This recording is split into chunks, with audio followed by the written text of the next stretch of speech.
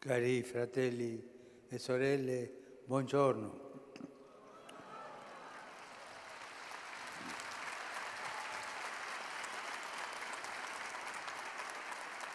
Oggi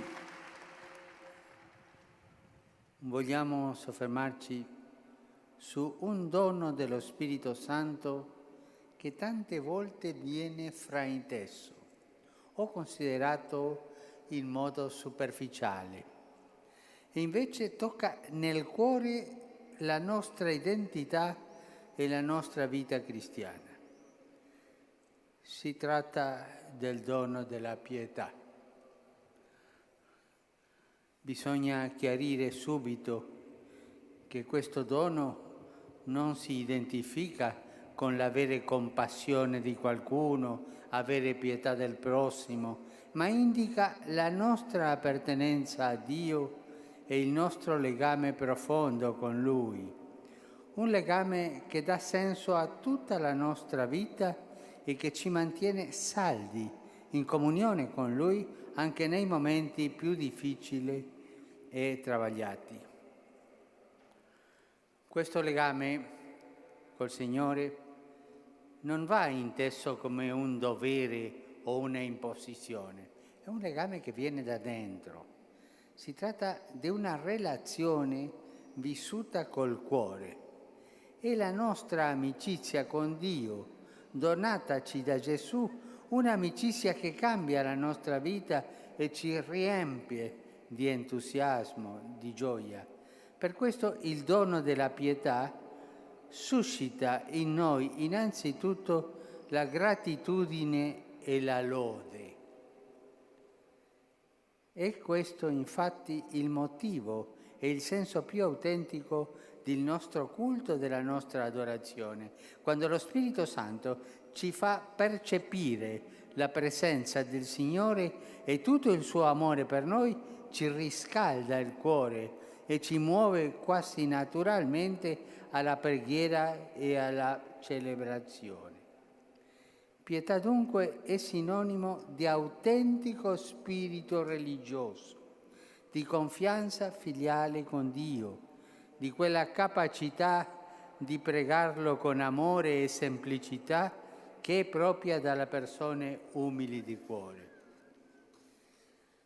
Se il dono della pietà ci fa crescere nella relazione e nella comunione con Dio e ci porta a vivere come i Suoi figli, nello stesso tempo ci aiuta a riversare questo amore anche sugli altri e a riconoscerli come fratelli. E allora sì che saremo mossi da sentimenti di pietà, non di pietismo, nei confronti di chi ci sta accanto, di coloro che incontriamo ogni giorno. Perché dico non di pietismo? Perché alcuni pensano che avere pietà è chiudere gli occhi, fare faccia di immaginetta, così, no? E anche far finta di essere come un santo, no? Ma quello non è il dono di pietà. In piemontese noi diciamo fare la mugna a quaccia, no? E no, questo non è il dono di pietà.